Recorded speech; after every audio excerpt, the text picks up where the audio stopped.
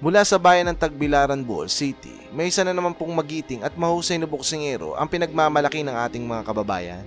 Dahil nga po sa tindi at lakas ang pinakita ng Pinoy boxer na ito, ito'y walang iba, kundi si John Virgel Vitor alias Valiente, na may record na 18 wins, 11 knockout at 2 losses. 25 anyos gulang na nangangampanya po ngayon sa super featherweight title mga idol. Marahil ay ngayon mo lamang po narinig ang pangalan ng bagitong boksingero na ito. Pero bibilib ka naman po talaga kapag napanood mo ang batang ito dahil matindi po talaga ang mga kamao nito. September 9, 2022, nang makalaban nga po ng Pinoy ang sinasabing pinakamatinding prospect ngayon ng Thailand sa super featherweight division at dating Muay Thai fighter na si Arnon Yupang na may record na 9 wins, 3 knockout at 2 losses. Paglalabanan nga po nila ang bakanting WBO Oriental Super Featherweight title na ginanap po mismo sa Pilipinas sa Bohol City. Sa mga di po nakakaalam, ito po ang unang sabak ng Pinoy sa isang regional title belt, samantala ang Thai fighter naman po ay pangalawang pagkakataon na po.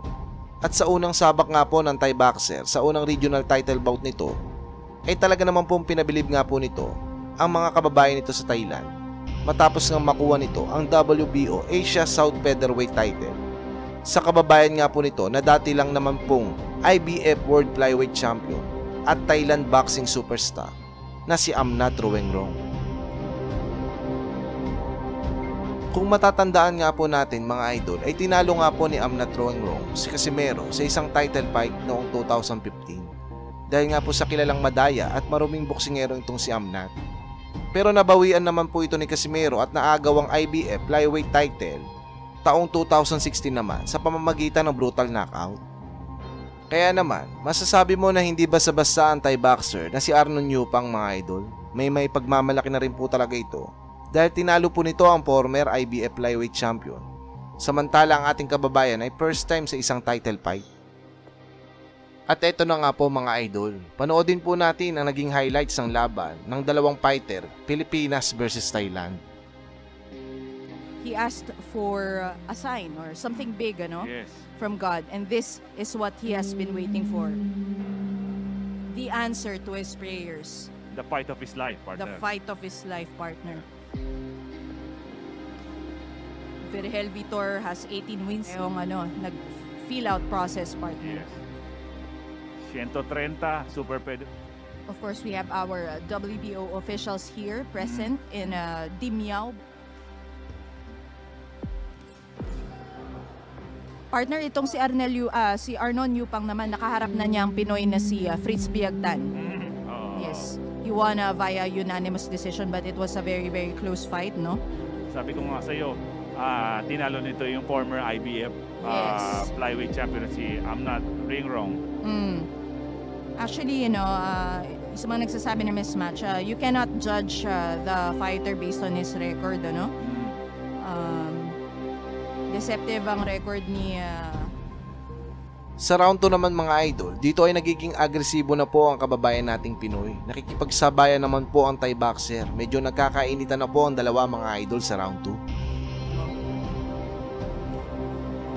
Nice. Triple jab by Triple V, partner. Family. Lumusot yung isang katawan na suntok ni Vitor doon. He's varying age are your commentators for tonight. Si Champ Verillo Silvano kanina pa nanonood. Yes, magandang laban ito. Tama ka. No? Philippines versus Thailand.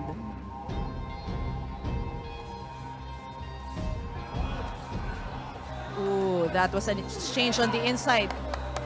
Kailian Yes. from Baguio. Pinoy boxing prodigy. Oh, good overhand right there by Vitor. Oh, Laser focus. by Vitor. Oh, Laser focus by Virgel Vitor. oh, good hook straight. And the smile by the Thai fighters.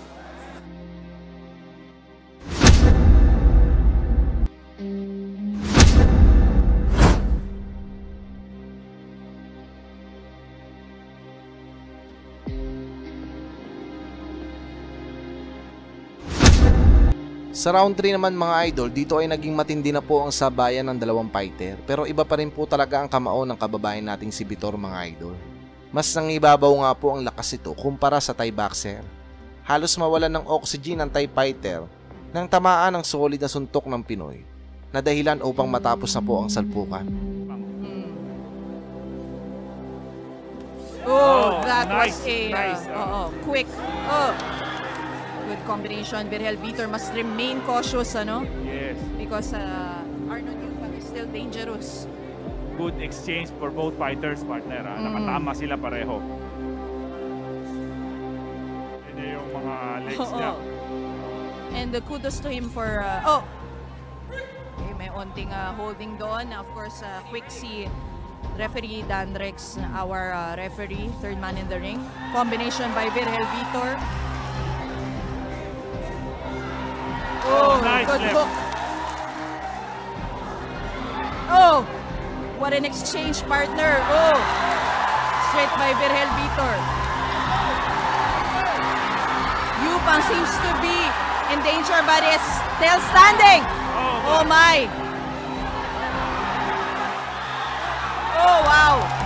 Arnon Yupang. Yupang has a dynamite in his hand. Yes. Partner. Dapat. Oh! Wow! Arnon Yupang is down. Oh my. Oh my! Oh my! He is standing up but his legs. Oh wow! What a win!